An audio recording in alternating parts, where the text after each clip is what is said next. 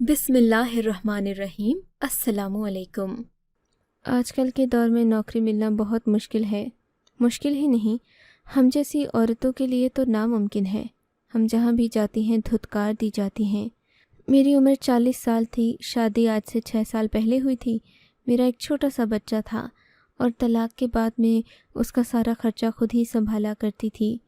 एक दिन जब घर में फाके की नौबत आ गई, सारी जमा पूंजी ख़त्म हो गई, तो मुझे खुद ही घर से बाहर निकलना पड़ा। मैंने सोच लिया था कि अब मैं नौकरी लिए बगैर घर वापस नहीं जाऊंगी। घर में मेरा भूखा बच्चा मेरा इंतज़ार कर रहा था। मैं जब भी खाली हाथ घर जाती तो वो और मायूस होता। मैं इन्हीं सब सोचों में गुम थी कि एक आदमी मेरे पास आया और बोला, तुम यहाँ क्यों खड़ी हो? तुम्हें नहीं पता इस बाज़ार में औरतें नहीं आती, और आएँ तो उसका क्या मतलब समझा जाता है। मुझे उस आदमी पर बहुत गुस्सा आया। मैंने एक ज़ोरदार तमाचा उसके मुंह पर मार दिया। वो अपना गाल सहलाते हुए गुस्से से चीखने चिल्लाने लगा। वहाँ मौजूद लोग भी आ गए। यूँ मेरा तमाशा बन गया। उनमें एक जानने वाले फैज़ भाई भी थे। फैज़ भाई की यहाँ बहुत इज्जत थी। फैज़ भाई ने मुझे देखा तो परेशान हो गए। मेरी बहन, तुम यहाँ क्या कर रही हो? फैज़ भाई ने मुझे बहन कहकर बुलाया तो सब लोग वहाँ से चले गए। क्योंकि फैज़ भाई एक इज़्ज़तदार घराने से ताल्लुक़ रखते थे, उनकी बात पर किसी को कोई एतराज़ नहीं था। वो यहाँ पर मौजूद मुझे अपने जनरल स्टोर में लेकर गए। जनरल स्टोर ठंडा था। मुझे पानी पिलाया और बोले, बहन, तुम इस तरह ज़लील व रुस्वा होने वाली हरकतें ना करो। तुम मेरी बहन हो। मैंने तुम्हें बहुत पहले अपनी बहन बना लिया था। तुम्हारा शौहर मेरा दोस्त था। उसने तुमको तलाक दे दी तो मैंने उससे बातचीत ख़त्म कर दी, पर तुमसे बातचीत रखी मैंने। अब मैं तुम्हें कोई नौकरी बताता हूँ, तुम इज़्ज़त से वो नौकरी करो। इस तरह अगर तुम किसी से पैसे मांगोगी या फिर यूं ही बिला मकसद बाज़ार में खड़ी होकर नौकरी ढूंढोगी तो तुम्हें कोई काम नहीं मिलेगा। उल्टा लोग तुम्हें गलत समझेंगे। फैज़ भाई, मैं क्या करूं? इसमें मेरा कसूर भी तो नहीं है। मुझे कोई काम नहीं आता तो मैं क्या काम करूं? मेरे लिए आप ही नौकरी का बंदोबस्त कर दें। मेरे पास कोई हुनर भी नहीं है। मुझे सिर्फ घर के काम आते हैं। मैं जिस घर में भी काम करने जाती हूँ वहाँ कोई ना कोई मर्द होता है, और आपको पता है आजकल के मर्द कम और भेड़िए ज़्यादा हैं। मेरी बात सुनकर फैज़ भाई ने हाँ में सर हिलाया। चलो उठो, मैं तुम्हें एक जगह लेकर चलता हूँ। नौकरी थोड़ी खौफनाक है, ख़तरनाक है, लेकिन मैं जानता हूँ तुम अपने बच्चे का पेट पालने के लिए कुछ भी कर लोगी। फैज़ भाई, कहीं आदमियों वाला कोई काम तो नहीं है ना? अरे नहीं भाई, मैं तुमको जिस जगह लेकर जा रहा हूँ वहाँ सिर्फ डर और दहशत होती है। किसी की हिम्मत नहीं होती कि ऐसे माहौल में कोई बात करे। फैज़ भाई, आप मुझे कहाँ लेकर जा रहे हैं? वो आगे आगे चल रहे थे, मुझसे बातें भी कर रहे थे। मैं उनसे पूछ रही थी। बस जहाँ ले जा रहा हूँ खुद ही जाकर तुम देख लोगी। अभी बताया तो तुम मेरे साथ नहीं चलोगी। मेरा दिल ज़ोर ज़ोर से धड़कने लगा। खुदा जाने वो मुझे कहाँ लेकर जा रहे हैं। फिर एक बड़ा सा दरवाज़ा खुला जो कि शहर के वस्त में मौजूद एक इमारत का था। मैं हैरान हो गई थी। इतना पुराना, बड़ा और कद वाला दरवाज़ा मैंने इससे पहले नहीं देखा था। दरवाज़ा खुलते ही ठंडी हवा मेरे चेहरे पर पड़ने लगी। यहाँ पर बर्फ़ की बड़ी बड़ी सिल्लें मौजूद थीं जो शायद एक दर्जा हरारत पर रखी गई थीं। मगर जब से ही मेरी नज़र शेल्फ पर रखे उन मुर्दों पर पड़ी जिनको कफन ने ढांप रखा था, उनके सफ़ेद कफन मेरी वहशत में इजाफ़ा कर रहे थे। ये देख कर ही मैं कांप गई थी। या अल्लाह, ये आप मुझे कहाँ लेकर आ गए हैं फैज़ भाई? मैंने रोते हुए कहा। मैंने तुम्हें पहले ही बताया था बहन, ये मुर्दा खाना है। यहाँ तुम्हारी नौकरी सफाई सुथराई की होगी। जब मुर्दे उठा कर ले जाए जाते हैं उनके पीछे काफ़ी बाक़ियात रह जाती हैं। कभी कभी तो काफ़ी ज़्यादा गंद पड़ जाता है जिसे साफ़ करना तुम्हारी जिम्मेदारी होगी। यहाँ पर लाए जाने वाले मुर्दों को कभी कभी गुस्ल भी नहीं दिया जाता। कुछ तो ज़ख्मों की ताब न लाते हुए मर जाते हैं। सो उनको पोस्टमार्टम से पहले या पुलिस केस से पहले यहाँ रखा जाता है। तो हम लोग मुर्दों को इसलिए यहाँ रखते हैं ताकि तब तक उनके वरसा को ढूंढ लिया जाए, या फिर मौसम की होने वाली तब्दीलियों का असर इन मुर्दों पर ना हो। ठीक है, मैं समझ गई, मैंने खौफ से थूक निकलते हुए कहा था। लेकिन सच तो ये है, मारे डर के मेरा बुरा हाल था। पसीना मेरे पाँव तक आ रहा था। समझ नहीं आती थी कि मैं क्या करूं। फैज़ भाई ने मुझे बताया कि यहाँ का इंचार्ज मेरा दोस्त है, तुम्हारे लिए कोई मसला नहीं होगा। यहाँ सफाई करने वाली एक औरत की ज़रूरत थी, क्योंकि बाज़ औक़ात मुर्दा ख़वातीन को भी यहाँ लाया जाता है। ऐसे में एक मर्द के लिए बिल्कुल भी मुमकिन नहीं होता कि वो दूसरी जगह रखे, उसकी सफाई का इंतज़ाम करे। मैं उनकी बात समझ गई थी। मुझे ख़वातीन मैयतों के लिए यहाँ लाया गया था। चूँकि ख़वातीन मैयतें कम ही आया करती थीं, मगर फिर भी मैयत की बेहुरमती करना हमारा दीन इस बात की इजाज़त नहीं देता था। तभी बहुत मामूली से काम के लिए मुझे नौकरी पर रख लिया गया। मेरी नौकरी उन दिनों 5,000 रुपये माहाना मुकर्रर की गई थी। ये मेरे और मेरे बेटे के लिए एक माकूल तनख्वाह थी। घर मेरा अपना था। मुझे किराए के घर की भी कोई फ़िक्र नहीं थी कि घर का किराया देना पड़ेगा। 5,000 में मुझे और मेरे बेटे की ज़िंदगी बआसानी गुजर सकती थी। मैंने फैज़ भाई से 200 रुपये वैसे भी ले लिए थे कि तनख्वाह मिलने पर दे दूँगी। 200 रुपये लेकर मैं बहुत खुश हुई। रास्ते में आते हुए मैंने फल फ्रूट लिए, दलिया भी लिया। दूध वगैरह लेकर मैं अपने घर की तरफ चल पड़ी। मैं बहुत खुश थी कि काफ़ी दिनों के बाद मैं आज अपने बच्चे के लिए हकीकत में कुछ खाने को ले जा रही हूँ, वरना तो बचा खुचा खाना या फिर कहीं से गिरा हुआ दूध हिलाकर अपने बच्चे को दे देती, जो बाज़ औक़ात गंदगी मिला होता था। मगर आज मेरे दिल में हकीकी इत्मीनान था। घर पहुंचकर मैंने अपने बच्चे को सब कुछ बताया। मेरा बच्चा 5 साल का हो चुका था। वो बहुत खुश रहता, लेकिन कभी कभी भूख की वजह से उसे गुस्सा आ जाता था। पर आज तो मेरा बच्चा बार बार उछल कूद कर रहा था। ये देखकर मेरा दिल इत्मीनान से भर गया। मैंने सोचा कि अब मैं आतिश को करीबी स्कूल में भी दाखिल करवा दूंगी और साथ ही साथ अपनी नौकरी से घर का निज़ाम चलाऊंगी। अगले दिन मैं नौकरी पर पहुंच गई थी। नौकरी पर पहुंची तो वहां मुझे एक अजीब सा आदमी देखने को मिला था। इसने मुझे सलाम किया और बोला, तुम यहाँ नई हो, सो यहाँ के उसूल और कायदे समझने में थोड़ा वक्त लगेगा। मैं उसकी बात समझ गई थी, लेकिन अगली बात जो उसने की उसे भी हुआ था। देखो, तुम फैज़ भाई की बहन हो, तुम्हारी इज़्ज़त यहाँ महफूज है, कोई तुमसे गैर मुनासिब बात नहीं करेगा। लेकिन तुम्हें भी एक बात का ख्याल रखना होगा। यहाँ पर जो भी बात होगी या अगर मेरी कोई भी हरकत तुम्हें गलत लगती है तो तुम उसके बारे में कुछ नहीं कहोगी। क्या मतलब? मैंने धीमे से लहजे में पूछा था। अरे भाई, मैं तुम्हें कुछ नहीं कहूँगा, लेकिन मुर्दा खाने के 100,000 मामलात होते हैं। उन मामलात को देखना मेरा काम है। बाज़ औक़ात हो सकता है मैं कुछ ऐसा करूं जो तुमको गलत लगे, तो तुम ये बात फैज़ भाई को मत बताना। देखो, मैं तुम्हारी इज़्ज़त करता हूँ, तुम भी मेरा ख्याल रखोगी तो बेहतर होगा। अगर तुम मेरी चुगली करोगी तो फिर तुम्हारे लिए भी यहाँ रहना मुश्किल हो जाएगा। उस आदमी ने मुझे साफ साफ अल्फाज में ये बात समझा दी थी कि मैं उसके किसी काम में दखलंदाजी न दूँ। अरे भाई, मुझे क्या ज़रूरत है मैं आपकी कोई भी चुगली करूँ। बड़ी मुश्किल से मुझे ये नौकरी मिली है, मुझे इसकी बहुत कदर है। आप फ़िक्र नहीं करें, मेरी वैसी आदत नहीं है। मैंने उस आदमी को मुतमईन तो कर दिया था, लेकिन मुझे डर भी लगने लगा था।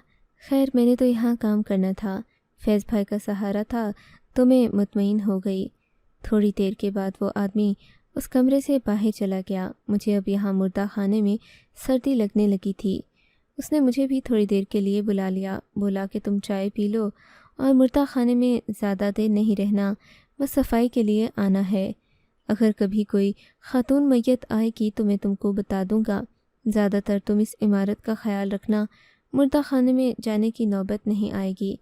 मैं उस शख्स की बातें सुनकर कुछ कहती नहीं थी, बस खामोश रहती।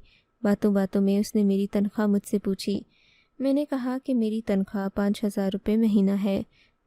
ये तो बहुत कम है, लेकिन फ़िक्र नहीं करो, यहाँ मुर्दा खाने में ऊपर की कमाई भी बहुत है। उसकी बात पर मैं चौंक गई थी। ऊपर की कमाई? क्या मतलब? बस तुम 2-3 दिन यहाँ रहोगी तो समझ जाओगी। ऊपर की कमाई तुम्हारी ज़िंदगी को बहुत खुशगवार बना देगी। वो हंसने लगा था। मैं ऐसी वैसी लड़की नहीं हूँ भाई, आपने मुझे क्या समझा है? अरे बीबी, मैं वो बात नहीं कर रहा। देखो, लोगों के मुख्तलिफ मकसद होते हैं। वो बाज़ औक़ात अपनी कोई बात मनवाने के लिए हम मुर्दा खाने वालों को पैसे दे देते हैं। हम अपनी मजबूरियों का सौदा उनसे करते हैं और हमारी ज़िंदगी कुछ दिन के लिए आसान हो जाती है। اچھا وہ بات الگ ہے، لیکن مجھے اپنی عزت پر کوئی آنچ نہیں آنے دینا۔ ہاں ہاں، اس بارے میں تم بے فکر رہو، کوئی تمہیں ایسی بات بھی کہے تو میں اس کا منہ توڑ دوں گا۔ تم ایک باکردار عورت ہو، تمہاری حفاظت میری ذمہ داری ہے۔ میں بہت خوش ہوئی تھی، چلو کم از کم اب مجھے اپنی عزت کا خطرہ نہیں تھا، ورنہ تو یہاں لوگ یہی کہتے تھے کہ جہاں پر آئی ہو وہاں تمہیں کوئی نہ کوئی سمجھوتا کرنا پڑے گا۔ خیر سے اگلے دن ہی وہ واقعہ ہو گیا جس کے بارے میں اس شبیر نامی شخص نے مجھے بتایا تھا۔ میں مردہ خانے کی صفائی کر کے فارغ ہی ہوئی تھی کہ ایک عورت گھبرائی ہوئی اندر داخل ہوئی۔ اس نے دیکھا کہ میں یہاں کھڑی ہوں تو مجھے باہر بلایا۔ میں نے دیکھا کہ وہ بہت خوبصورت تھی، مگر اس نے اپنے آپ کو کالی چادر میں ڈھانپ رکھا تھا اور وہ بہت وحشت زدہ لگ رہی تھی۔ لگتا تھا کہ وہ جلدی میں ہے، اپنا کام کر کے جانا چاہتی ہے۔ وہ میرے قریب آئی تو میں اسے دیکھ کر حیران رہ گئی تھی۔ اس کا چہرہ بالکل جن بھوت والا تھا، دیکھ کر لگتا جیسے ابھی قبر سے اٹھ کر آئی ہے۔ چہرے پر بے تحاشا پاؤڈر ملا ہوا تھا۔ اب مجھے لگا کہ وہ دراصل خوبصورت نہیں بلکہ کسی مردے کی طرح سفید۔ جی بولیں، کیا بات ہے؟ اس نے بولنے سے پہلے ہی میرا ہاتھ پکڑ لیا۔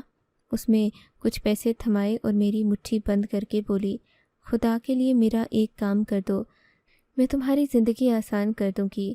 میں نے اپنی مٹھی کھول کر دیکھنا چاہا تو وہ میں دوبارہ میری مٹھی بند کرتے ہوئے بولی، تم پیسوں کی فکر نہیں کرو، تم جتنے کہو گی میں تمہیں اتنے ہی پیسے دے دوں گی، لیکن مجھے اندر مردہ خانے تک جانے کی اجازت دے دو۔ میں نے اس کی بات سن کر نفی میں سر ہلا دیا۔ دیکھیں، میں آپ کا کام تو کر سکتی ہوں، پر مردہ خانے میں آپ کو جانے نہیں دوں گی۔ دراصل باہر سیکیورٹی گارڈ کھڑا ہے، اگر اسے پتہ چل گیا کہ میں نے آپ کو اندر جانے کے لیے کہا ہے تو وہ شور کریں گے۔ خامخواہ اگر پولیس کیس ہوا تو بھی مسئلہ بنے گا۔ آپ مجھے بتا دیں، میں آپ کا کام کر دوں گی۔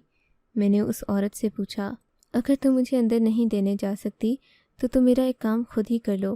ہاں ہاں، بتاؤ۔ اس نے ایک شاپر نکالا۔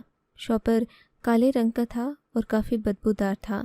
میرے دوسرے ہاتھ میں دے کر بولی، میں تم کو ایک مردہ بتاؤں گی جو کھڑکی کی اس طرف رکھا گیا ہے، تھوڑی دیر پہلے ہی آیا ہے۔ اس کے کفن پر میں نے سرخ رنگ کا نشان لگایا ہے۔ تم اس کفن کو ڈھونڈ لو اور وہ جو مردہ ہے اس کے کفن میں اپنی قمیض کا کوئی بھی ٹکڑا پھاڑ کر ڈال دو، اس کے اوپر یہ سیاہی گرا دینا۔ اس نے مجھے ایک چھوٹی سی بوتل تھمائی اور ایک تھیلی بھی جس کے اندر ایک اور کپڑا رکھا تھا۔ میں عورت کے تاثرات دیکھ کر حیران رہ گئی۔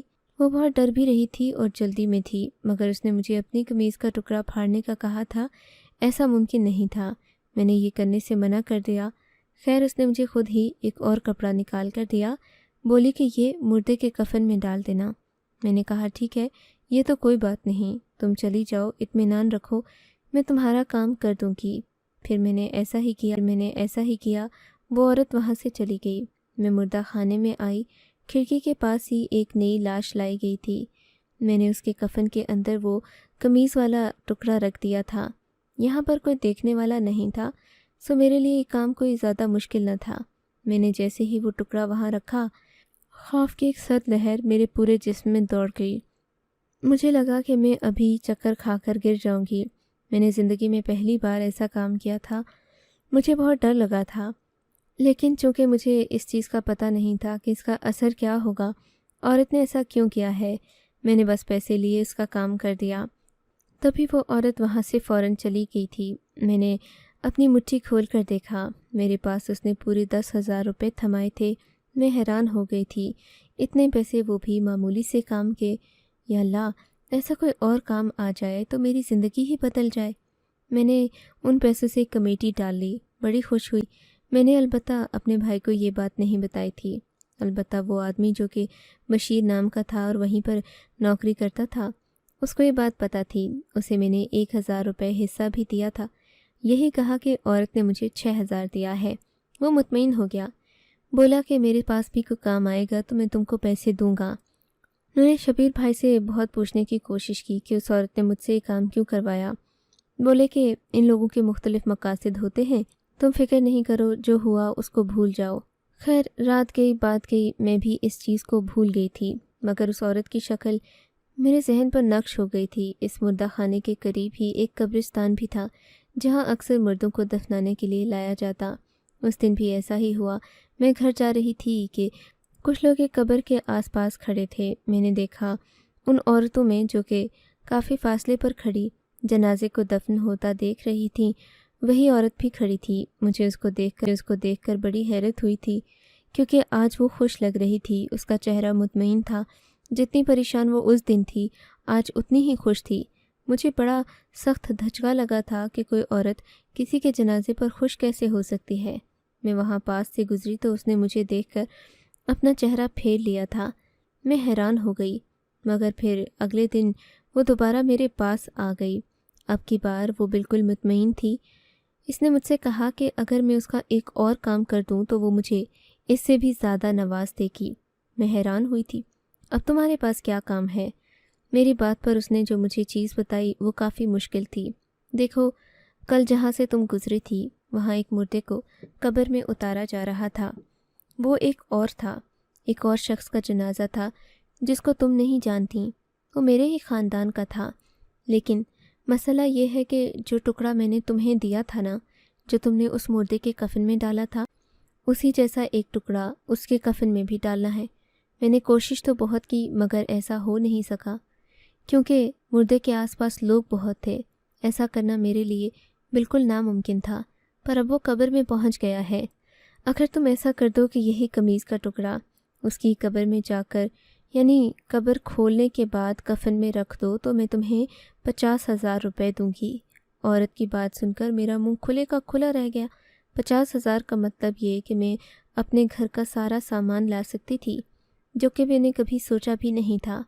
لیکن یہ کام بھی تو بہت مشکل تھا۔ میں نے دل میں سوچا، تم صبر کرو، اور ہاں، یہ بات کسی اور کو مت بتانا۔ کل آنا، میں تمہیں بتا دوں گی کہ کیا کرنا ہے۔ وہ مجھے آدھی رقم دے کر چلی گئی۔ میں نے بشیر بھائی سے یہ بات کی۔ وہ تو چونکہ ان لوگوں کے بھاؤ سے واقف تھے۔ میں نے کہا، بشیر بھائی، ایک عورت ہے، مجھے 5,000 روپے دے کر گئی ہے، کہتی ہے کہ یہ والا کام کر دو تو میں تم لوگوں کو 10,000 دوں گی۔ یہ کام مجھ سے ہوگا تو نہیں، پر چونکہ عورت میرے پاس آئی ہے تو میں 5,000 خود رکھ لوں گی، 5 آپ کو دے دوں گی، آپ یہ کام کروا دو۔ بشیر کی تو آنکھوں میں یہ سنتے ہی چمک آ گئی۔ بولا کہ ہاں، فکر کی کیا بات ہے، میں نے تو ایسے ہی کام کر کے اپنا بنگلہ بنایا ہے۔ تم اس عورت سے کہہ دو کہ کل آ جائے، میں اس کا کام کر دوں گا۔ وہ کپڑا بھی مجھے دے دو، اور اگر اسے ثبوت چاہیے تو اسے کہو کہ قبر سے تھوڑے فاصلے پر آ کر رات کے 7 بجے کھڑی ہو جائے۔ میں نے یہ باتیں ذہن نشین کر لیں۔ اگلے دن وہ عورت آئی، اس کو ساری کہانی سنائی۔ بولی کہ تم فکر نہیں کرو، تم میری رازدار ہو، میں تم کو پورے پیسے دوں گی، آگے تم نے جتنا بانٹنا ہوا بانٹ لینا، تمہارا بھی بھلا ہو جائے گا اور میرا بھی مقصد پورا ہو جائے گا۔ یوں میں مان گئی۔ پھر ہم نے اس کا وہ کام کر دیا جو اس نے کہا تھا، اور یوں 50,000 کی خطی رقم میرے ہاتھ لگ گئی، جس میں سے 5,000 روپے میں نے بچو دیے، 45,000 روپے اپنے دامن میں چھپا کر گھر لے آئی۔ میری تو جیسے چاندی ہو گئی تھی۔ اگلے تقریباً 1 ہفتے میں نے اپنا گھر سامان سے بھر دیا۔ میرے گھر میں اتنی رونق کبھی نہیں آئی تھی۔ یوں میری خوشی کی انتہا نہ رہی۔ مگر کہتے ہیں کہ انسان کو اپنے اعمال کا حساب تو اس دنیا میں یا آخرت میں دینا ہی پڑتا ہے۔ ایک دن جب کہ میں بازار سے گزر رہی تھی تو وہاں پر مجمع لگا تھا۔ لوگ بڑی مشکل سے ایک عورت کو سنبھال رہے تھے کیونکہ وہ بری طرح رو رہی تھی۔ مجھ سے صبر نہ ہوا، یہ دیکھ کر میں بھی آگے بڑھی، پر یہ دیکھ کر دھچکا لگا تھا کہ وہ عورت کوئی اور نہیں بلکہ وہی تھی جو اکثر میرے پاس اپنے کام کروانے کے لیے آیا کرتی تھی۔ میں نے اسے دیکھتے ہی پوچھا، آپ یہاں؟ ہاں، میں یہاں، مجھے میرے اعمال کا پھل مل گیا ہے۔ وہ عورت چیختے ہوئے بولی۔ آس پاس کے لوگ اپنے کانوں کو ہاتھ لگا رہے تھے۔ وہاں موجود ہی ایک آدمی نے مجھے بتایا کہ یہ عورت بہت عرصے سے اپنے گناہوں کی معافی مانگ رہی ہے، پر اسے معافی نہیں مانگی، اسے اللہ نے معاف نہیں کیا۔ اس کے بائیں ہاتھ میں ایک چھالا ہے جس میں مسلسل درد رہتا ہے، یہ چاہ کر بھی اس کا علاج نہیں کروا سکی۔ آج کسی لیڈی ڈاکٹر نے اسے کہا تھا کہ میں تمہارا علاج کروں گی، مگر چھالا دیکھ کر اس نے بھی منع کر دیا کہ یہ لا علاج ہے۔ تبھی یہ رو رہی ہے، کہتی ہے کہ میں نے اپنے رشتہ داروں کے ساتھ بہت برا کیا، ان کی موت کے لیے میں نے گڑھا کھودا، میں نے ان پر کالا جادو کروایا، ان کی خوشیوں کو تباہ کرنے کی کوشش کی، اسی وجہ سے یہ چھالا سزا کے طور پر میرے ہاتھ پر نکلا ہے۔ اس بات نے میرے رونگٹے کھڑے کر دیے۔ میں تو نہیں جانتی تھی کہ یہ کوئی موت کا چکر ہے۔ یا اللہ، اب میرا کیا ہوگا؟ میں یہ سنتے ہی گھر بھاگی، وضو کر کے نماز پڑھی، اللہ سے معافی مانگی، مگر مجھے اب بھی دل کو چین نہیں آ رہا۔ اس بات کو تقریباً 10 سال گزر گئے ہیں۔ میں اللہ سے معافیاں مانگتی ہوں، میں اللہ سے توبہ کر، میرا بچہ بھی بڑا ہو گیا ہے، اب وہ جوان ہے۔ مجھے اسے دیکھ دیکھ کر خوف آتا ہے کہ کہیں میرے بچے کے ساتھ کچھ نہ ہو جائے۔ آپ بتائیں، میں نے یہ سب لا علمی میں کیا تھا، اب میرے لیے کیا حکم ہے؟ مجھے کیا کرنا چاہیے؟ بات ایسی ہے کہ میں کسی کو بتا بھی نہیں سکتی، فرضی کہانی بنا کر آپ کے سامنے پیش کی ہے تاکہ آپ مجھے کوئی مشورہ دیں۔ خدا کے لیے مجھے اپنی رائے سے ضرور آگاہ کیجیے گا۔ آپ کو اگر یہ کہانی اچھی لگی ہے تو اس ویڈیو کو لائک کیجیے اور اس طرح کی مزید کہانیاں سننے کے لیے ہمارے چینل کو ضرور سبسکرائب کیجیے۔ کہانی سننے کا شکریہ۔ آپ سے ملاقات ہوگی اگلی ویڈیو میں، تب تک کے لیے اللہ حافظ۔